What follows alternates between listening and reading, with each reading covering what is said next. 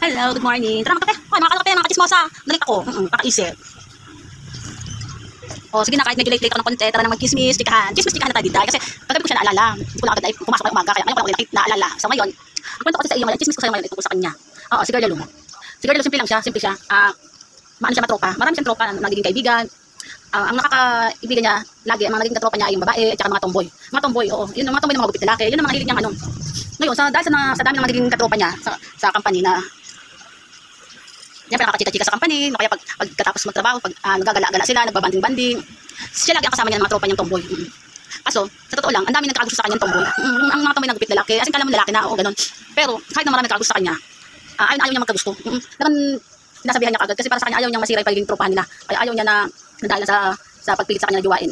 Ayaw niya magka-away sila. Sa awa naman ng Diyos, kasi yung mga naging kaibigan, mga katropa niyang tomboy, nagiging okay naman. Kumbaga pinipigilan na lang nila. Para kasi siyempre, kahit na gusto nila yung babae, gusto nila makabanding. Kasi masaya na makabanding, machika din, makwento, tapos yung maano, siyempre natagay-tagay. Kaya masaya talaga sa banding kahit napagod sa trabaho. Mismo sa trabaho sa company, nagchichika-chikan sila lalo pag walang bossing. So, nalalaman naman nila, lahat ng mga nagiging tropa nila at mga banding, mga tomboy at mga babaeng kaibigan niya, nag-open naman siya pag nagkakaroon siya ng karelasyon na lalaki. Yung kasi, never, doon talaga siya lagi makipagrelasyon sa lalaki. Never na umaayaw niyang makipagrelasyon sa tomboy. Pero hindi naman siya maarte makipagkaibigan, wag lang makipagrelasyon. Ewan ko, ayaw niya talaga yun. So, mating sa point na sa kanilang pag may problema siya, nag-open siya. Kaya lang minsan, naiinis din yung mga kaibigan niya kasi minsan tanga din siya sa ano. Kasi sobrang higpit ng mga nagiging, pag may karelasyon siya na lalaki, sobrang higpit. Parang lahat na lang, mag-stay ka lang sa bahay, hanggat wala yung jowang lalaki, alam, mag-stay ka lang sa bahay. Siyempre, kakaboy naman talaga yung diday, kahit man sino. So, nangyayari na, pag hindi niya kasama sa oras ng trabaho, yan, magkaiba silang shift. Doon siya gumagawa ng banding-banding. O siyempre, ibang shift yung karelasyon niya lalaki. Gusto niya maging masaya. Medyo madating sa time na gusto niya hindi nga makasama sa trabaho yung boyfriend niya kasi nga parang naboboring na siya, nalaki lang sila lagi magkasama kahit gusto niya makipagbandingan ba. Kahit makauna kayo kasama makikainan sa labas, or konting tagay-tagay, magchika-chikahan. Pero yung jowa niyang karelasyon, sobra sa higpit. Sobrang lungkot niya. So dumating sa time na tumutulong din naman yung mga tropa niya na talagang tuwan-tuwa sila pag hindi karelasyon nila, kaya tatakas igala-gala at makabanding-bandingan. Pero sinisikreto lahat nila para hindi rin malaman ng karelasyon na ganun, na ano nga nila, na nakakagala nilang magtambay o ganun. Kasi dumating sa point na meron silang naging kaibigan ulit na panibagong trabahan. Totoo, ang may mga bago uling nagtatrabaho sa company na yun.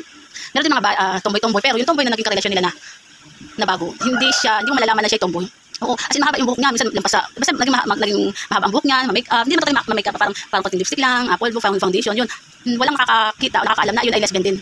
Kasi nga, girl lang makikita mo sa kanya naka-makeup, naka-lipstick, pero yung pala, ano rin siya, tambay, boys din siya, tomboy din siya. So, nagkabanding-bandingan sila kasama ng kanyang kaibigan.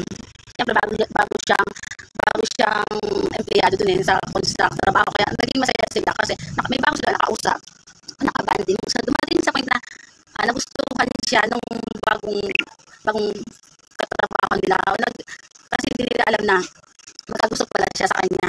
Nagkagusto sa kanya yung tomboy. Kasi hindi rin niya alam na naging tomboy. Pero sa feeling niya na talaga, kasi pag galawan, ay makikita niya na agad ganito ang lakad-lakad niya. Pero sa paningin, paganda din. Oo.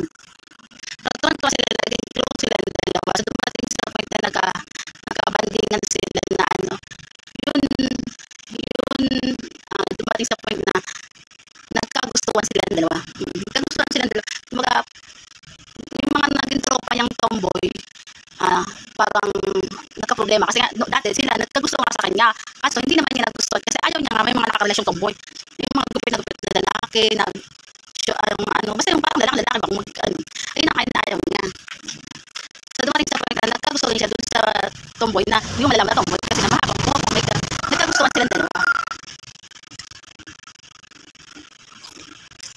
So nagkagustuhan silang dalawa na, pero kahit alam ng mga tropa nila na iba, tinatago nila pareho yun. Kasi syempre, alam nila kasi na may karelasyon siya lalaki. At syempre, alam din naman ng mga tropa nila na hinahayaan nila maging ganun si Girl para maging masaya din. Kasi may karelasyon nga siya lalaki, pero parang malungkot naman siya. Parang di naman siya masaya.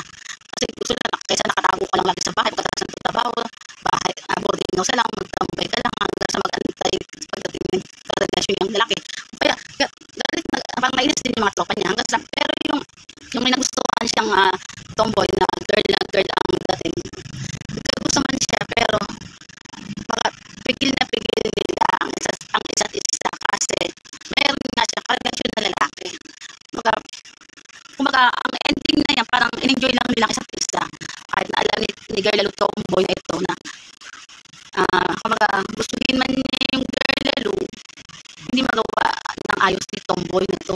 Yung tomboy na girl lalo din. Kasi nga, ayaw din niya na masaktan yung si girl lalo. Ayaw niya masaktan dun sa relasyon niyang